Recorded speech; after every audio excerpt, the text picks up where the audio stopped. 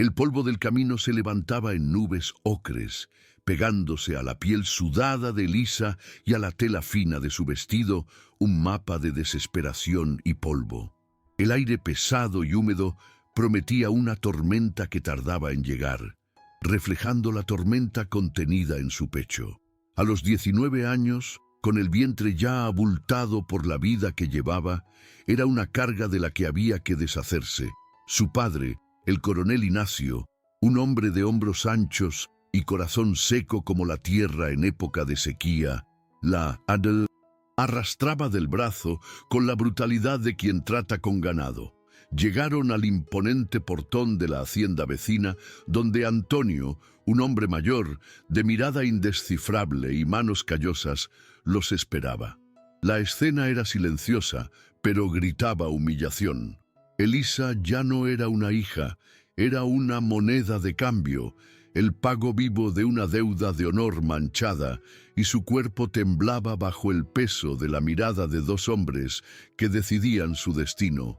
El coronel Ignacio, sin mirar jamás a los ojos de su hija, la empujó hacia adelante, un gesto brusco que la hizo tropezar. El sonido de su cuerpo casi cayendo al suelo fue ahogado por la voz ríspida de él, que se dirigió a Antonio mientras le extendía un papel amarillento. «La deuda está pagada, la vergüenza ahora es tuya», dijo, y sus palabras cayeron como piedras sobre Elisa. El portón de hierro rechinó, cerrándose detrás de ella con una finalidad aterradora, un sonido metálico que decretaba el fin de su antigua vida y el comienzo de un futuro incierto y temido. Del otro lado de la reja, la figura de su padre disminuyó hasta desaparecer en el polvo del camino, llevándose consigo cualquier resquicio de esperanza. Parada allí, en suelo extraño, una única lágrima surcó la suciedad de su rostro, la marca silenciosa del abandono absoluto que la devoraba por completo. Si te gustan las historias sobre la fuerza de la superación y la búsqueda de un nuevo comienzo, suscríbete al canal para seguir este y otros relatos emocionantes. Estoy escribiendo el bloque 2. Nota: esto parece una instrucción interna. La he mantenido según la solicitud, pero en una traducción final se omitiría. Estoy escribiendo el bloque 2. La puerta de la casa se abrió a un silencio que pesaba más que cualquier grito. Los muebles oscuros y robustos parecían absorber la luz, y el olor a madera antigua y soledad flotaba en el aire. Antonio la condujo por un pasillo hasta una habitación sencilla, con una cama de hierro y una ventana que daba a un campo seco. Sus palabras fueron pocas, directas como un corte. «Aquí vas a trabajar y a tener a tu hijo en paz. La deuda de tu padre está pagada». Se dio la vuelta y salió, dejando a Elisa sola con la extrañeza de aquella frase. No era la brutalidad que esperaba, sino una frialdad calculada que la confundía aún más. La habitación, que debía ser un refugio, parecía solo una jaula más espaciosa, donde su libertad era todavía una ilusión lejana y su futuro, una página en blanco manchada de miedo. Al día siguiente, conoció a Clara, la gobernanta de la hacienda, una señora de cabellos blancos recogidos en un moño severo y una mirada que parecía cargar el peso de muchas cosechas. Al principio, su presencia era intimidante. Sus órdenes eran dadas con una economía de palabras que rozaba la aspereza.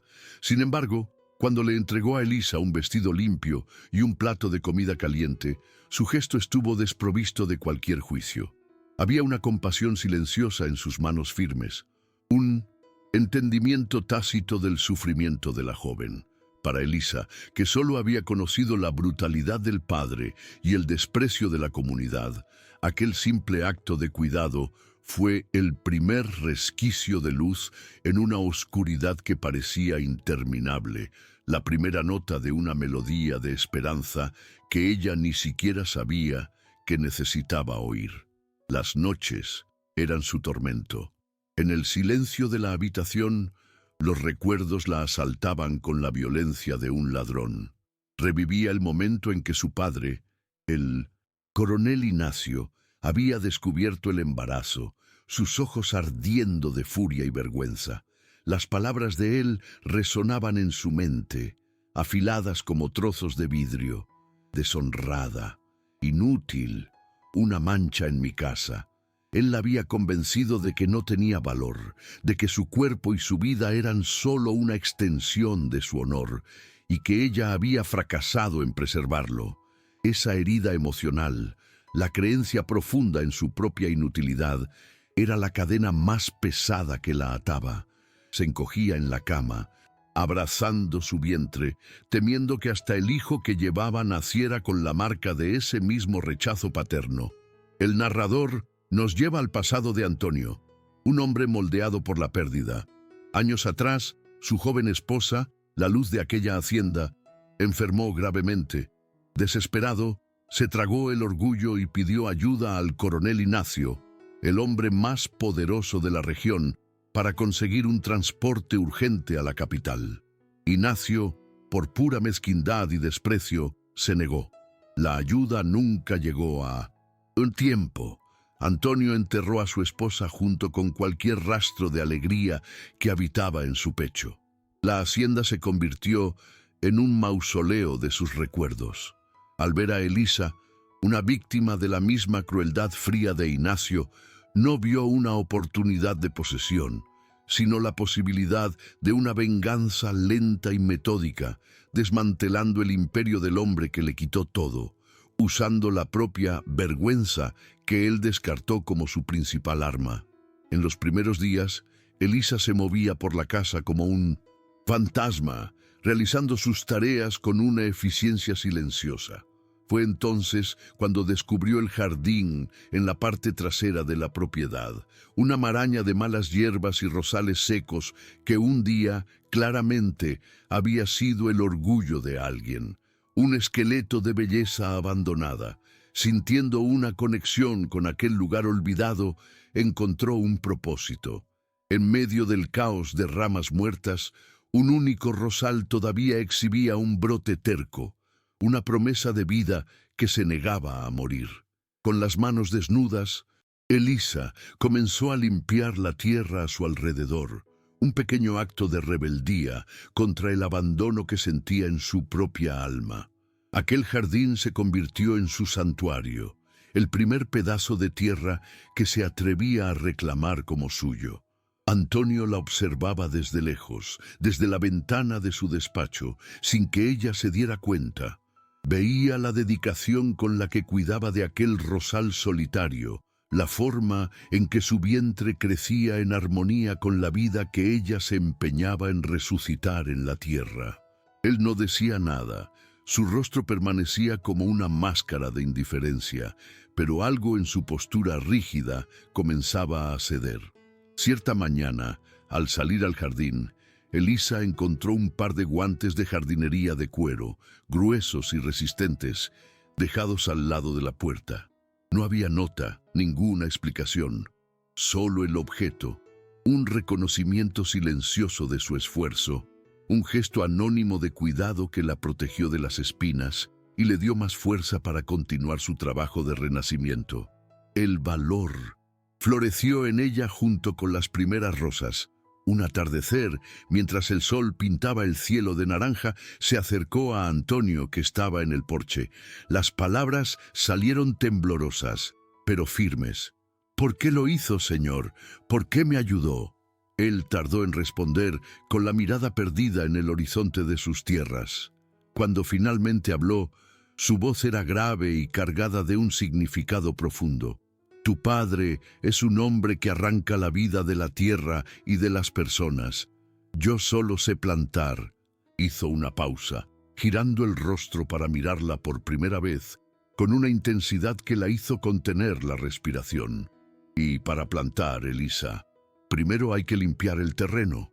La metáfora quedó flotando entre ellos, una revelación de su guerra silenciosa y del papel inesperado que ella desempeñaba en ella. La noticia de que la hija vendida del coronel Ignacio vivía en la hacienda de Antonio se extendió como la pólvora. En una rara ida al pueblo, acompañando a Clara a buscar provisiones, Elisa sintió el peso de las miradas sobre ella. Eran miradas de desprecio, de lástima, de curiosidad morbosa. Los susurros la seguían por las calles de tierra.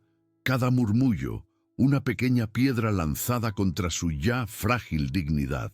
Se encogió de hombros, queriendo volverse invisible, pero Clara, al percibir su angustia, la sujetó firmemente del brazo. No dijo una palabra, pero su tacto era una fortaleza, un escudo silencioso contra el veneno de la comunidad. Aquel día, Elisa aprendió que la fuerza también podía residir en la capacidad de caminar con la cabeza alta en medio del juicio ajeno. Clara vio en Elisa una sed de conocimiento que la sequedad de la vida no había logrado matar. Por la noche, en la cocina, a la luz de un candil, la vieja gobernanta comenzó a enseñarle más que recetas. Usando los viejos libros de registro de la hacienda, gruesos y polvorientos, la alfabetizó. Sílaba por sílaba, número por número, Elisa desveló un mundo que le había sido negado. Su mente, antes un campo dormido, resultó ser sorprendentemente fértil. Aprendió a leer las palabras, a entender las cuentas, a descifrar los secretos de la administración de aquellas tierras. Cada letra que lograba juntar, cada suma que completaba, era una pequeña victoria, la conquista de una herramienta que nadie, ni siquiera su padre, podría arrebatarle: el poder del saber. El jardín se convirtió en un espejo del alma de Elisa. A medida que su vientre se redondeaba, presagiando la llegada de una nueva vida, los rosales, antes secos y sin esperanza, explotaban en flores de un rojo vibrante. Su perfume impregnaba el aire, ahuyentando el olor a moho y soledad que antes impregnaba la casa. Lo que era un cementerio de plantas se convirtió en un oasis de color y vida, un testimonio del poder del cuidado y la persistencia. Los otros empleados de la hacienda, que antes la miraban con desconfianza, ahora pasaban por el jardín con un respeto silencioso. Veían en su trabajo no solo la recuperación de un cantero, sino el florecimiento de una mujer que, al igual que la tierra, se negaba a ser infértil y abandonada. Antonio, que al principio solo observaba, pasó a la acción. Impresionado por la rapidez con la que dominó los libros de registro, comenzó a llevarla consigo en sus paseos por la hacienda. Dejó de tratarla como la deuda pagada de su padre y pasó a verla como una mente capaz. Le explicó sobre los ciclos de siembra y cosecha, sobre la importancia de la rotación de cultivos, sobre cómo negociar con los compradores de grano en la ciudad. Le mostraba la tierra no como un símbolo de poder, como hacía Ignacio, sino como un organismo vivo que exigía respeto e inteligencia. Al compartir su conocimiento, Antonio le estaba entregando, sin darse cuenta, las llaves de su propio reino y armándola para el futuro. La noticia del florecimiento de Elisa y de la hacienda de Antonio llegó a oídos del coronel Ignacio como un insulto. La vergüenza que había intentado desechar se había transformado en prosperidad en manos de su rival. Consumido por la envidia y por un orgullo herido, veía la situación no como una consecuencia de sus actos, sino como una afrenta directa a su autoridad. La hija, que él consideraba de su propiedad, estaba prosperando bajo el techo del enemigo, y el hijo que ella llevaba, su nieto, nacería en territorio hostil. La furia hervía en su pecho, una ira enfermiza que exigía una represalia. No aceptaría ser humillado y olvidado. Necesitaba destruir la felicidad que había osado nacer de su propia crueldad. La venganza de Ignacio comenzó de forma cobarde, al amparo de la noche. Una de las principales fuentes de agua de la hacienda de Antonio apareció contaminada, el agua turbia y con un olor químico. Algunos animales que bebieron de ella murieron en agonía. No había pruebas concretas, no se vio a ningún hombre, pero la firma de la maldad era inconfundible. Era el método de Ignacio: atacar por los flancos, envenenar la fuente de la vida, esparcir el miedo sin mostrar el rostro. La tensión en la hacienda se volvió palpable. El peligro, antes una amenaza lejana y psicológica, ahora tenía un rostro físico e inmediato. La guerra silenciosa de Antonio se había declarado, y Elisa se dio cuenta de que la seguridad de su hijo dependía de la supervivencia de aquella tierra que había aprendido a amar. Aquella noche, la aprensión flotaba densa en el aire. Elisa no podía dormir y encontró a Antonio en el porche, su silueta recortada contra la oscuridad, una escopeta apoyada a su lado. Por primera vez, la máscara de frialdad de él se había resquebrajado, revelando a un hombre preocupado. No la miró, pero habló como si continuara un diálogo que llevaban en silencio durante meses. Un hombre debe proteger lo que es suyo, dijo en voz baja. La tierra, la cosecha, la familia. Al decir la última palabra, su mirada se desvió por un instante hacia el vientre prominente de Elisa. En ese momento, bajo la amenaza compartida, el lazo invisible que los unía se solidificó. Ya no eran un acreedor y una deuda. Eran dos almas heridas, guardianas de un futuro frágil. Las últimas semanas de gestación de Elisa estuvieron marcadas por una calma tensa, la quietud que precede a la tormenta. El jardín estaba en plena floración, una explosión de vida que contrastaba con la vigilancia constante en la hacienda. Los empleados trabajaban con los ojos atentos y Antonio rara vez se alejaba de la casa principal. Elisa, Clara y Antonio se habían convertido en una familia no declarada, unida por la expectativa del nacimiento y la amenaza inminente de Ignacio. El vientre de Elisa era ahora el centro de aquel pequeño universo, un símbolo de todo lo que necesitaban proteger. Las nubes de lluvia, que amenazaban desde el día de su llegada, finalmente comenzaban a acumularse en el horizonte, oscuras y pesadas, prometiendo la tormenta que sellaría el destino de todos. La tormenta, que se anunciaba desde hacía meses, se desató con una furia bíblica. La lluvia caía en cortinas gruesas y ruidosas, y los relámpagos rasgaban el cielo, iluminando el paisaje con destellos fantasmagóricos. El mundo parecía deshacerse afuera, y dentro de Elisa otra tormenta comenzaba. Un dolor agudo y profundo la atravesó, robándole el aliento y clavándose en su espalda. Era la primera contracción, la señal innegable de que la vida que llevaba exigía paso. El miedo y la expectación se mezclaron en un torbellino. Gritó llamando a Clara, y la casa, antes un refugio de calma tensa, fue súbitamente invadida por una urgencia febril. La hora había llegado. En el corazón de la noche más violenta del año, el destino llamando a la puerta junto con la lluvia. Cubierto por el rugido del temporal, una figura se acercaba a la hacienda. Era el coronel Ignacio, empapado por la lluvia y el alcohol, los ojos inyectados de un odio que había corroído lo poco que quedaba de su cordura. Arruinado, habiendo perdido la última parcela de sus tierras por las maniobras financieras de Antonio, se había convertido en un animal acorralado y peligroso. En su mano, el acero frío de un revólver era la extensión de su amargura. No había venido a negociar ni a suplicar. Había venido a tomar, a arrancar por la fuerza lo que consideraba suyo por derecho de sangre y de honor, la hija que era de su propiedad, y el nieto, la última semilla de su nombre, que no permitiría que germinara en suelo enemigo. Dentro de la habitación, el mundo se reducía a la cama de hierro y a la luz amarillenta de los candiles que danzaban en las paredes con cada ráfaga de viento.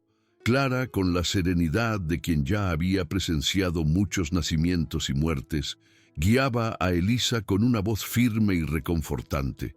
Le limpiaba el sudor de la frente, le susurraba palabras de aliento, transformando el ambiente aterrador en un espacio sagrado de fuerza femenina. Los dolores venían en oleadas, cada vez más fuertes, y Elisa se aferraba a la vida con la misma tenacidad con la que se aferraba a las sábanas. Era una batalla primitiva, una danza entre el dolor insoportable y la inminencia de la vida, librada al son de la caótica orquesta de la naturaleza en el exterior. El ladrido frenético de los perros fue la alarma. Antonio tomó su escopeta y salió al porche, sumergiéndose en la oscuridad mojada. La figura tambaleante de Ignacio emergió de la lluvia, el rostro desfigurado por el rencor. ¡Tú!, gritó, con la voz ahogada por el aguardiente y el odio. ¡Ladrón! Me robaste mi tierra, mi dignidad, todo lo que tenía. He venido a buscar lo que es mío. El cañón del revólver tembló en su mano, apuntando directamente al pecho de Antonio.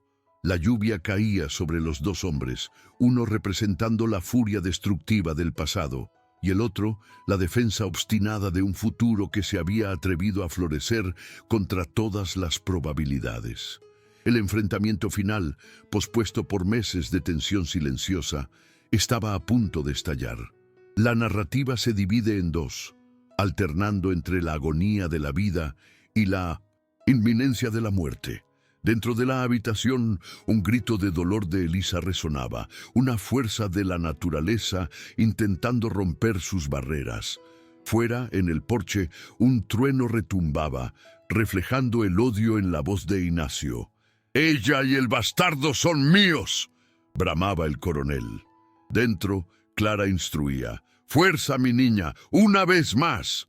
Las manos de Elisa se cerraban en puños, todo su cuerpo contrayéndose en el esfuerzo supremo de dar a luz. Fuera, el dedo de Ignacio se apretaba en el gatillo, todo su cuerpo tensándose en el esfuerzo de quitar una vida. El tiempo parecía estirarse y retorcerse, atrapando a todos en un clímax insoportable donde el nacimiento y la muerte danzaban peligrosamente cerca. En el apogeo de la tensión, cuando el dolor parecía insuperable y la amenaza exterior era más letal, Elisa reunió una fuerza que venía de las profundidades de su alma. Con un grito que fue a la vez de agonía y de triunfo, dio el último empujón. Y entonces, un sonido nuevo cortó el ruido de la tormenta, el llanto agudo y potente de un recién nacido. Era un niño. En ese instante, el mundo pareció detenerse. Clara, con lágrimas en los ojos, envolvió el pequeño cuerpo en un paño limpio y lo colocó en los brazos de su madre. Elisa miró el rostro diminuto y arrugado de su hijo, y un amor feroz, protector y abrumador la inundó, borrando todos los dolores, todos los miedos, todas las humillaciones. El llanto del bebé fue como un detonante para la mente descontrolada de Ignacio. Aquel sonido no era solo el nacimiento de su nieto, era el grito de la victoria de su enemigo, la prueba viva de su fracaso. Con un rugido de pura furia, disparó el revólver. El sonido del disparo fue seco y brutal, más fuerte que cualquier trueno. Por un segundo, todo quedó en silencio.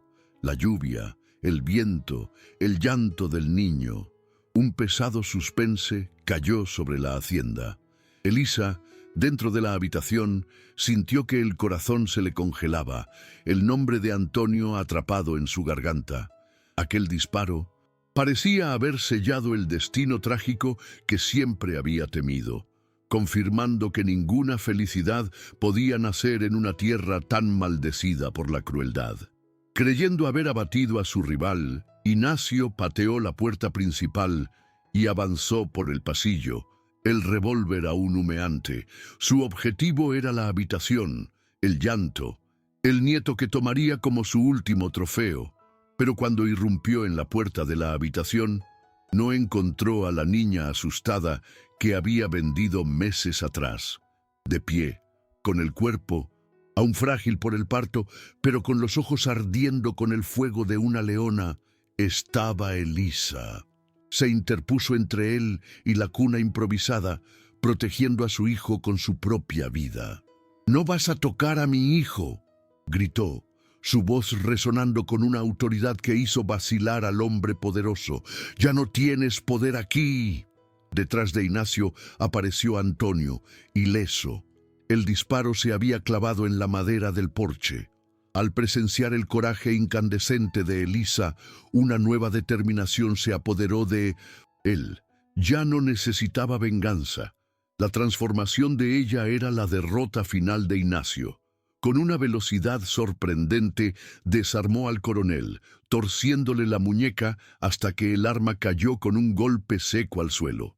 No hubo un tiro de gracia, sino algo mucho peor: la humillación pública. Antonio expuso a Ignacio como un borracho cobarde frente a los pocos matones que lo habían seguido, quienes, al ver a su líder patéticamente derrotado, lo abandonaron en el barro. Expulsado de aquellas tierras, despojado de su arma, de su honor y de su poder, Ignacio desapareció en la tormenta, un fantasma de un tirano que acababa de ser destruido. La mañana siguiente a la tormenta amaneció limpia y redentora.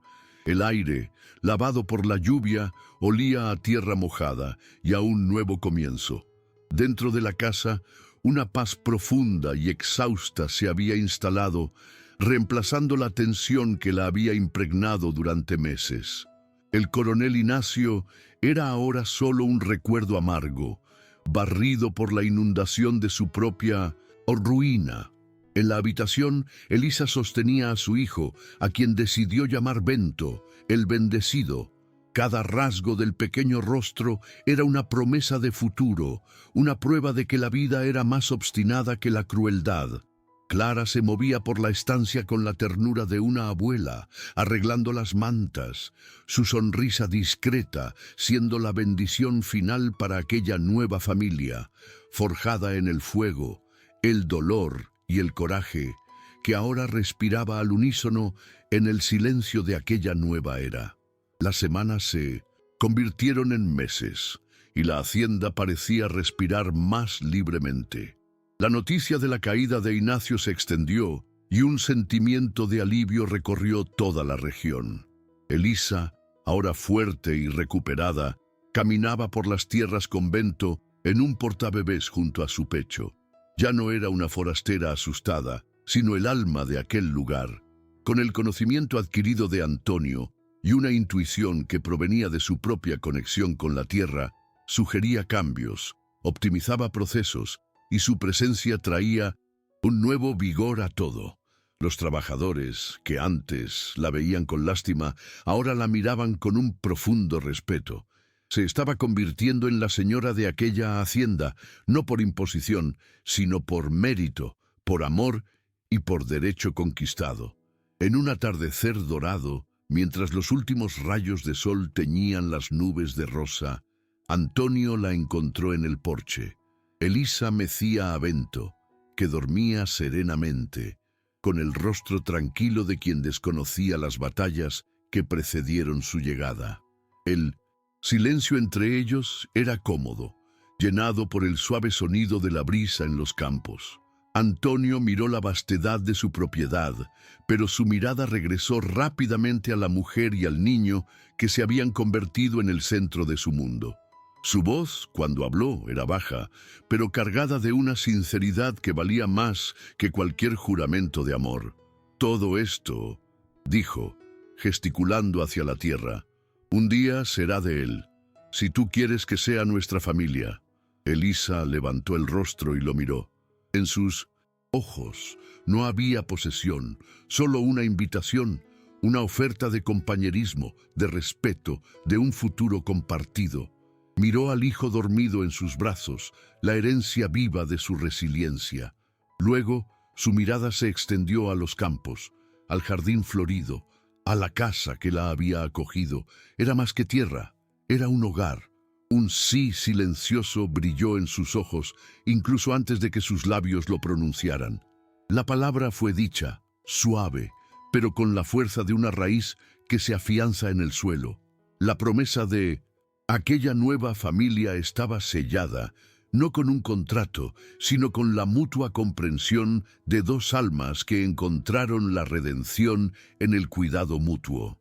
Si tú también crees que el amor y la esperanza pueden florecer en los lugares más inesperados, suscríbete al canal y cuéntanos en los comentarios desde dónde nos estás viendo. La hacienda se transformó.